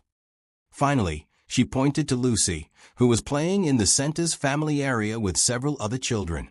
And Lucy taught us that sometimes the sickest kids become the healthiest helpers. Dr. Sarah Chen from the CDC stepped forward to make an announcement that surprised even Kate and Michael. Based on the success of the Nashville pilot program, the Centers for Disease Control is recommending the adoption of the Miller-Thompson model as the national standard for pediatric community health programs. She turned to Kate. Ms. Miller, the CDC is prepared to fund implementation of your program in 150 cities over the next 5 years, with a total investment of $200 million. The crowd erupted in applause, but Kate felt overwhelmed by the magnitude of the commitment. Dr. Chen, Kate said into the microphone. "That's an incredible honor, but I need to say something important." The crowd quieted. "This program doesn't work because of any special expertise I have. It works because we listen to families, we respect children's intelligence, and we design solutions around their actual needs rather than our assumptions about what they need." Kate looked out at the families in the audience. "Every family here has taught us something essential about providing healthcare with dignity and respect. Angela Washington taught us that parents who have navigated the system are the best guides for other families. Marcus and Matthew taught us that children respond better to treatment when they understand it. Carol and Lucy taught us that stable housing is as important as medical care." She paused, her voice growing emotional. "But most importantly, Michael and Sophia Thompson taught me that kindness is the foundation of all effective healthcare. When medical professionals treat families with genuine compassion, healing happens faster and more completely." Michael stepped forward. "Kate, there's something I need to say too." "Of course." "This program succeeded because you refused to give up hope even when you had lost everything else. You taught all of us that caring for children is not just a job, it's a calling that requires us to see each child as irreplaceable and worthy of our best efforts." Sterling Hayes returned to the microphone for a final announcement. "Friends, I have one more surprise. The Hayes Foundation is establishing the Catherine Miller Center for Pediatric Health Innovation at Vanderbilt University. This center will train the next generation of healthcare professionals using the principles demonstrated here in Nashville." Kate stared at him in shock. "Mr. Hayes, I don't understand." "Ms. Miller, your approach to pediatric care represents a fundamental shift in how we think about children's health. We want to ensure that future doctors, nurses, and healthcare administrators learn these principles from the beginning of their training." As the ceremony concluded and families began exploring the center's services, Kate found herself standing in the children's activity area, watching Sophia help younger children understand how the various health education games worked. "You know what I love most about today?" Michael said, joining her. "What's that?" 6 months ago, Sophia was a sheltered little girl who had never seen poverty or illness up close. Today, she's teaching other children about resilience and hope. You didn't just change your own life, Kate, you transformed my daughter's understanding of what it means to serve others. Michael, Sophia was already generous and kind. She just needed opportunities to express those qualities. Maybe. But watching her grow into a leader over these past months has been the most rewarding experience of my life as a father. Angela approached them with news about the afternoon's activities. "Kate, we have 15 families scheduled for comprehensive health assessments this afternoon, and 23 families signed up for our evening support group session." "That's wonderful, Angela. Are the medical volunteers ready?" "More than ready. Dr. Rodriguez has 6 pediatricians here today, plus specialists in cardiology, pulmonology, and endocrinology. We can provide services that many of these families have never had access to." Ben Carter joined their conversation with an update on the technology deployment. "Kate, we've had inquiries from hospital systems in 38 states. Everyone wants to implement the mobile health platform and family advocate model." "Ben, how quickly can we scale the technology?" "With Sterling Hayes' funding, we can have basic systems deployed in 50 cities within 6 months. Full implementation with all features should be complete within 18 months. As the afternoon progressed, Kate moved through the center, observing families accessing services, children playing educational games, and parents connecting with support networks. In the telemedicine suite, she watched a rural family from 2 hours away receive specialized care for their daughter's diabetes management without having to take time off work or travel to Nashville. In the family support area, she observed parents sharing experiences and strategies for managing their children's chronic illnesses, creating informal networks that would continue long after their visits to the center. In the children's area, she saw kids who had been scared and confused about their medical conditions become confident advocates for their own health. But the most meaningful moment came when Lucy's mother, Carol, approached her with a special request.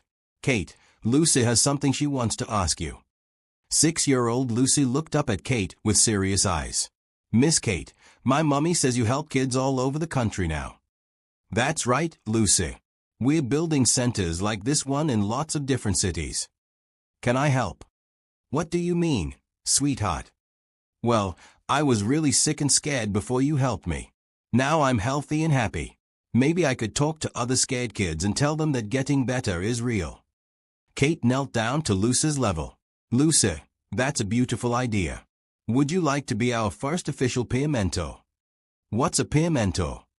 A peer mentor is a kid who helps other kids by sharing their own story and showing them that they can be brave and get better too. Luce's face lit up. Yes, I want to do that.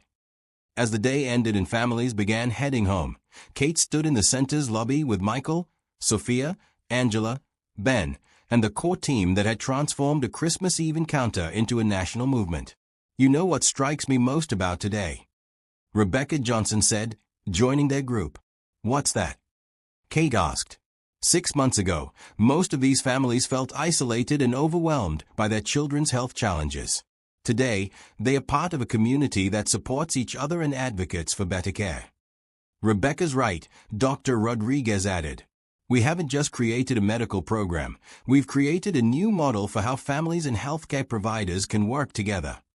Sterling Hayes approached with final thoughts about the day. Kate, Michael, all of you, what you've accomplished here will be studied and replicated for decades to come. But more importantly, you've proven that the most effective healthcare innovations come from listening to the people we serve rather than imposing solutions from above. As they prepared to leave, Sophia had one final observation. You know what I think, she said to the group. What's that, President Sophia?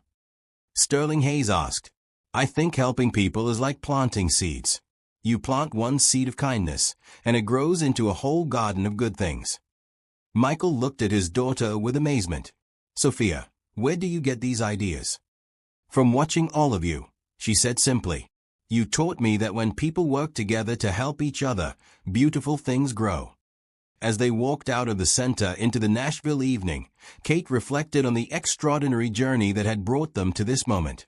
Tomorrow would bring new challenges as they began the complex work of expanding their program to cities across America. But tonight, she felt overwhelmed with gratitude for the divine favor that had transformed her darkest moment into the foundation for something far greater than she had ever imagined possible. The Christmas Eve encounter that began with a desperate search through garbage had become a movement that would ultimately help hundreds of thousands of children receive better healthcare with dignity and hope. And it had all started with one person's decision to stop and help, and another person's refusal to give up on the belief that she could still make a difference in the world. Christmas Eve, 1 year later, found Michael and Kate standing in the kitchen of their new home in Belmead, Nashville's most prestigious neighborhood. They had been married for 6 months, and their house had become an unofficial headquarters for what everyone now called the Thompson Miller Initiative. Kate wore an emerald green dress that complemented her wedding ring, while Michael had traded his usual business suits for more casual attire since becoming co-director of the national program. Sophia, now 8, was setting the dining room table with help from Marcus and Matthew Washington, who had become like brothers to her. I still can't believe how much has changed in 1 year, Kate said, checking the roast in the oven. The national program is now operating in 75 cities, Michael said, reviewing the latest reports on his tablet. We've served over 15,000 families, and the health outcomes are exceeding every projection Sterling Hayes made. Angela Washington emerged from the family room, where she had been coordinating last-minute details for tomorrow's Christmas morning volunteer event at the original Nashville Center. Kate, I just got off the phone with Rebecca in Phoenix, Angela said. Their new family advocate training program graduated its first class yesterday, 25 advocates who will serve Native American communities across Arizona. Angela, that's incredible, Kate said. How many family advocates are we up to nationally? As of today, we have 187 certified family advocates operating in 48 states, Angela said proudly. And the waiting list for training positions is over 300 people. Ben Carter arrived with his wife Jennifer and their twin daughters, carrying reports from the technology deployment team. Kate, Michael, you need to see these numbers, Ben said excitedly. Our mobile health app has been downloaded by over 40,000 families, and we're seeing a 93% user satisfaction rating. What's driving the high satisfaction? Michael asked. The peer mentoring feature that Lucy suggested, Ben said. Children who have successfully managed their conditions are providing support and encouragement to newly diagnosed kids through video calls and chat features. It's creating a national network of young people helping each other. Dr. Rodriguez arrived with her husband and 2 children, bringing news from the medical research side of their program. Kate, the preliminary data from our Year 1 study is remarkable, she said. Children participating in our program show 40% better medication adherence, 60% fewer emergency room visits, and significantly improved quality of life scores compared to traditional care models. Dr. Rodriguez, what do you think is driving those improvements? Kate asked.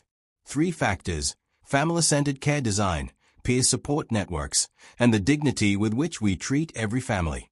When children feel respected and understood, they become partners in their own healthcare rather than passive recipients. Sterling Hayes arrived with surprising news that would set the stage for the evening's most dramatic moment. Kate, Michael, I have an announcement that I wanted to make to your family first, he said, his expression more serious than usual. What is it, Mr. Hayes? Sophia asked, having appointed herself as official greeter for all family gatherings. Well, President Sophia, the Hayes Foundation has just received confirmation of our largest grant award ever. How large? Michael asked. The federal government is allocating $500 million over 10 years to expand the Thomson-Miller model to every state in the country. We're talking about reaching over 1 million children annually by year 5. Kate sat down hard in the nearest chair. Sterling, that's a complete transformation of how America provides healthcare to children and families, he finished. Kate, they want you to serve as the first director of National Pediatric Community Health for the Department of Health and Human Services. That would mean moving to Washington, D.C., Michael said. Actually, they are willing to establish the headquarters here in Nashville, given the success of the local program, Sterling said. Kate would oversee implementation in all 50 states while remaining connected to the community where it all started. As the evening progressed, their house filled with the extended family that had grown around their initiative. Pastor James Mitchell arrived with his wife and children. Dr. Foster came with news that Nashville General's Pediatric Wing had been recognized as a national model for community-centered care. Rebecca Johnson brought updates from housing programs in 12 cities that were now integrated with medical services. But the most meaningful arrival was Carol and Lucy, who brought news that would surprise everyone. Kate, Carol said, Lucy has something special to tell everyone. 7-year-old Lucy stood in the middle of the living room, commanding attention with the confidence of a child who had learned to see herself as capable and valuable. Miss Kate, Miss Michael, everyone, Lucy began, I want to tell you about my new job. Your new job? Sophia asked, intrigued. The people at the hospital asked me to be the first official child consultant for new medical centers. I'm going to help design children's areas in hospitals and other cities. Kate's eyes filled with tears. Lucy, that's wonderful. But that's not the most important thing, Lucy continued. The most important thing is that I get to help other kids who are scared and sick, just like you helped me. Carol stepped forward. Kate, what Lucy hasn't told you is that she's been selected to speak at the National Pediatric Health Conference in Dallas next month. She's going to address over 2,000 healthcare professionals about what children need when they are patients. Carol, that's incredible, Michael said. Miss Kate, Lucy said, do you remember what you told me under the bridge that first night? What did I tell you, sweetheart? You said that medicine works better when people aren't scared, and that there are always people who want to help if you know how to find them. Lucy's voice grew more confident. Well, now I get to tell other kids that same thing. And I get to tell doctors and nurses how to make kids feel safe instead of scared. As dinner was served, the conversation flowed between updates on various program initiatives, stories from families whose lives had been transformed, and plans for expansion into international markets. You know what I find most remarkable about this past year? Pastor James said as they were having dessert. What's that? Kate asked. How this program has changed not just the families you serve, but the healthcare professionals who work in it. I've talked to dozens of doctors and nurses who say that working in your centers has restored their passion for medicine. They remember why they went into healthcare in the first place. Dr. Rodriguez nodded. Pastor James is right. Before this program, I was burning out. I was seeing patients as cases rather than children. Now, every day I come to work excited about the difference we're making." As the evening continued, Sophia entertained the younger children with stories about their upcoming expansion to children's hospitals in Canada and the United Kingdom. Marcus and Matthew had become confident advocates for childhood asthma awareness, creating educational videos that were being used in schools across Tennessee. "You know what's funny?" Angela said as they were clearing the dinner dishes. "A year ago tonight, I was sleeping in my car with the boys, convinced that we had no future. Tonight, I'm coordinating family advocacy programs in 15 states. "Angela," Kate said, "you become one of the most effective healthcare advocates I've ever worked with. Your ability to connect with families comes from having lived their experience." "But Kate, none of this would have happened if you hadn't been willing to dig through that trash looking for medicine for Lucy." Kate paused in her dishwashing. "You know, I've thought about that moment so many times this year.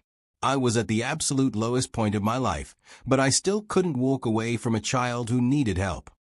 "That's exactly what Sterling Hayes meant when he said character reveals itself in desperate moments," Michael said. At 8:30, as they were settling in the living room for their traditional Christmas Eve gift exchange, the doorbell rang. "I'll get it," Sophia announced, running toward the front door. "Sophia, wait," Michael called. "Let me check who it is first." Michael looked through the peephole and saw a woman in her 30s standing on their porch, holding a manila envelope and looking nervous. "I don't recognize her," he said to Kate. "Should I answer it?" "It's Christmas Eve," Kate said. "Maybe she needs help." Michael opened the door to find a well-dressed African-American woman with kind eyes and a hesitant smile. "I'm sorry to bother you on Christmas Eve," she said. "Are you Michael Thompson and Catherine Miller?" "Yes," Michael said cautiously. "Can we help you?" "My name is Dr. Jennifer Hayes, no relation to Sterling Hayes," she said quickly. "I'm a pediatric surgeon from Memphis. I've been trying to reach you for months, but I wanted to tell you something in person." Kate joined Michael at the door. "Dr. Hayes, would you like to come in? It's cold out there." "Thank you. But first I need to tell you why I'm here," Dr. Hayes said, her voice growing emotional. "Last March, I was working in our emergency room when we received a call from your mobile health unit about a 4-year-old boy named David Chen." Kate's eyes widened. "I remember that case. Rural family, about an hour outside Nashville. The child had severe abdominal pain, and our mobile unit couldn't determine if it was appendicitis or something more serious." "That's right. Your team coordinated a helicopter transport to our hospital in Memphis because we had the nearest pediatric surgery unit available." Dr. Hayes paused, tears forming in her eyes. "Dr. Hayes, is David okay?" Michael asked. "David is more than okay. But that's not why I'm here." She took a deep breath. "Mr. Thompson, Ms. Miller, that little boy was my nephew." Kate stared at her. "Your nephew?" "My sister and her husband live in rural Tennessee. They had no idea how to access pediatric care when David became ill. If your mobile unit hadn't been there, if your team hadn't coordinated his transport." Dr. Hayes' voice broke. "David had a rare intestinal condition that would have been fatal within hours. Your program saved my nephew's life, and I never had the chance to thank you." Michael and Kate exchanged glances, both remembering the case but not knowing the personal connection. "Dr. Hayes," Kate said gently, "we were just doing our job. Any medical team would have done the same thing." "No, Ms. Miller, they wouldn't have. Rural families in that area had been turned away from emergency rooms for months because they couldn't prove insurance coverage upfront. Your mobile unit not only provided immediate care, but coordinated everything needed to save David's life." Dr. Hayes opened the manila envelope she was carrying. "I've spent the past 9 months developing something, and I wanted to share it with you first." She pulled out a detailed proposal document. "I'm proposing to establish mobile surgical units that can provide emergency pediatric surgery in rural areas throughout the Southeast. These units would integrate with your existing mobile health network to provide comprehensive emergency care to children who are hours away from major hospitals." Kate felt goosebumps rising on her arms. "Dr. Hayes, that would revolutionize emergency pediatric care in rural America." I've secured preliminary funding from 3 foundations, and I have commitments from pediatric surgeons in 8 states. But I need partners who understand how to coordinate mobile healthcare with community support systems. Michael stepped forward. Dr. Hayes, are you asking us to partner with you on this initiative? I'm asking you to help me save children like David in communities across rural America. I'm asking you to help me build something that ensures no child dies from treatable conditions simply because they live too far from a hospital. The implications of Dr. Hayes' proposal began to sink in. They weren't just talking about expanding their existing program, they were talking about creating a completely new model for emergency pediatric care. Dr. Hayes, Kate said slowly, how many children are we talking about potentially reaching?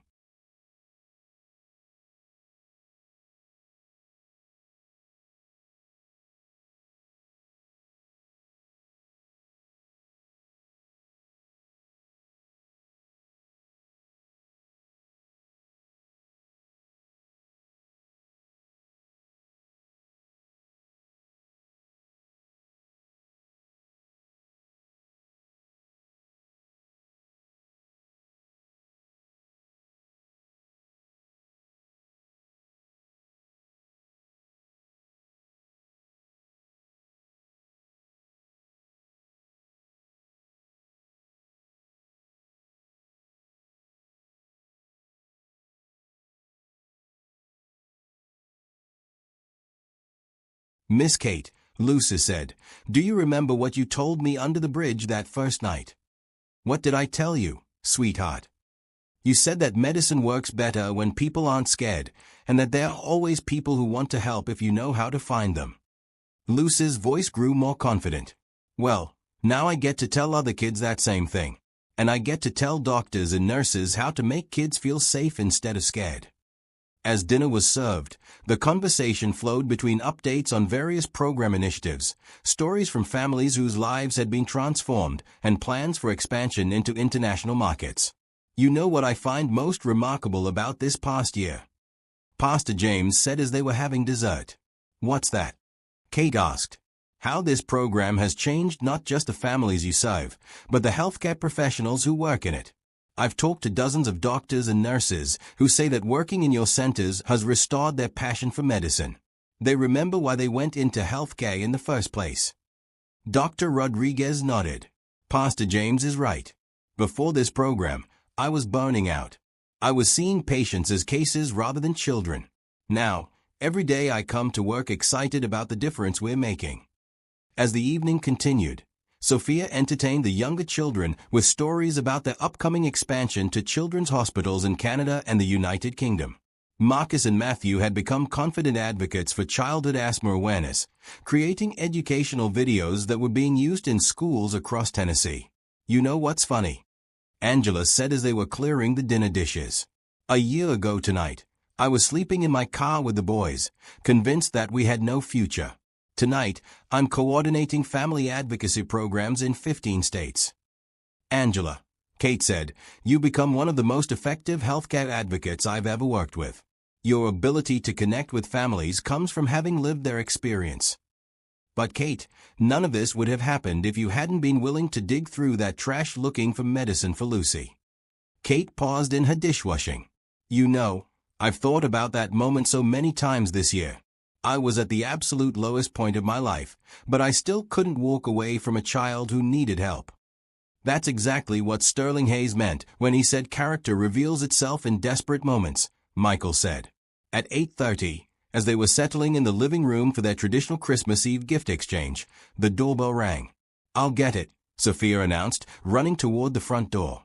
Sophia, wait, Michael called. Let me check who it is first.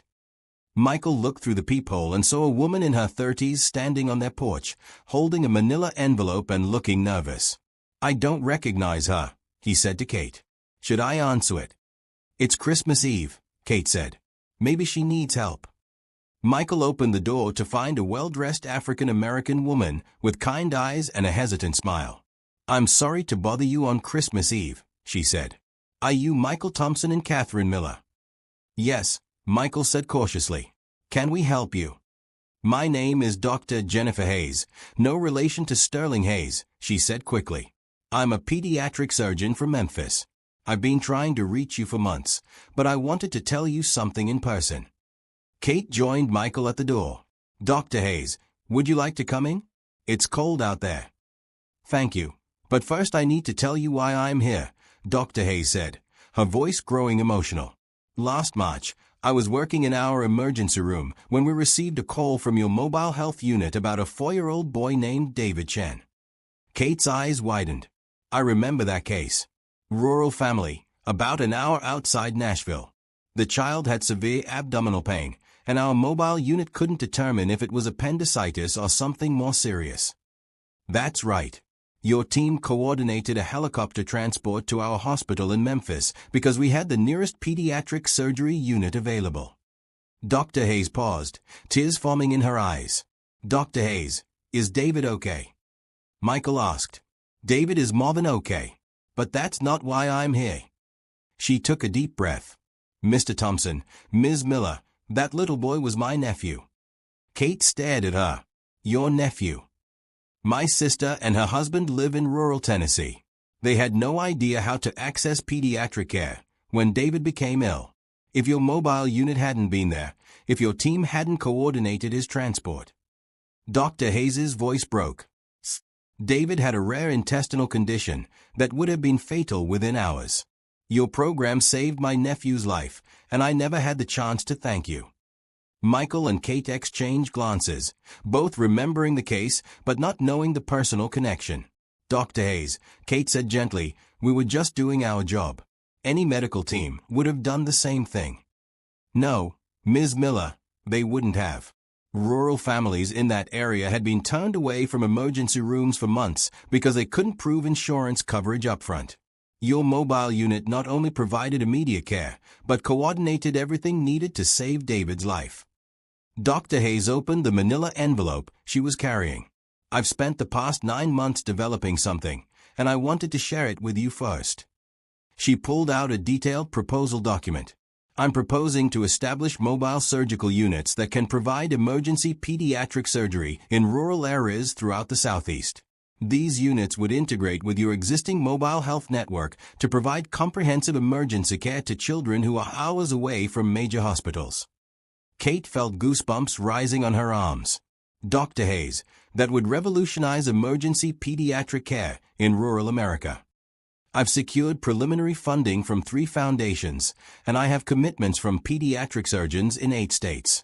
But I need partners who understand how to coordinate mobile healthcare with community support systems. Michael stepped forward. Dr. Hayes, are you asking us to partner with you on this initiative? I'm asking you to help me save children like David in communities across rural America.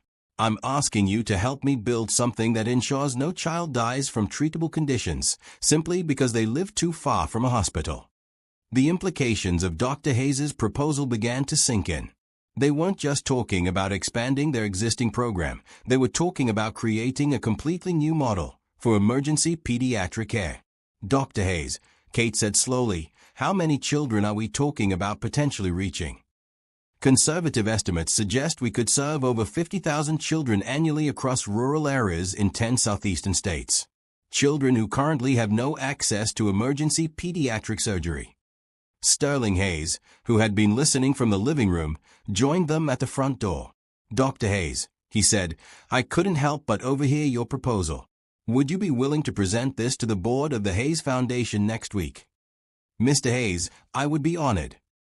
Because if your projections are accurate, we're looking at funding this initiative immediately. We're talking about saving thousands of children's lives every year.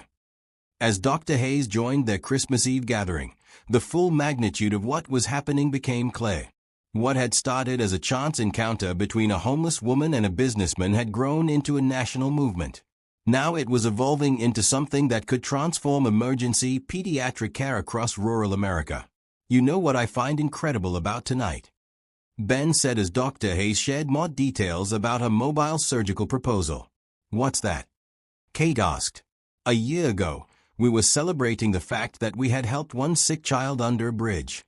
Tonight, we're planning initiatives that could help hundreds of thousands of children across the country.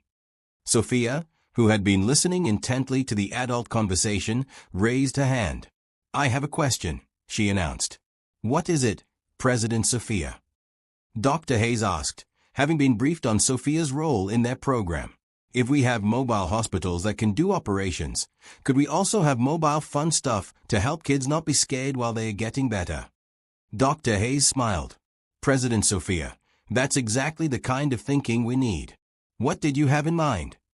Well, maybe the mobile hospitals could have clowns and games and stuff so kids know that getting better can still be fun. Kate looked at Michael with amazement. Even at 8 years old, Sophia was identifying crucial elements of patient care that medical professionals sometimes overlooked. Sophia, Dr. Hayes said seriously, would you be willing to serve on the advisory board for the mobile surgical program? Can Marcus and Matthew and Lucy help too? Absolutely. We'll need a complete children's advisory team. As the evening wound down, Dr. Hayes made one final revelation that left everyone speechless. There's something else I need to tell you, she said. The success of your program has inspired similar initiatives in other countries.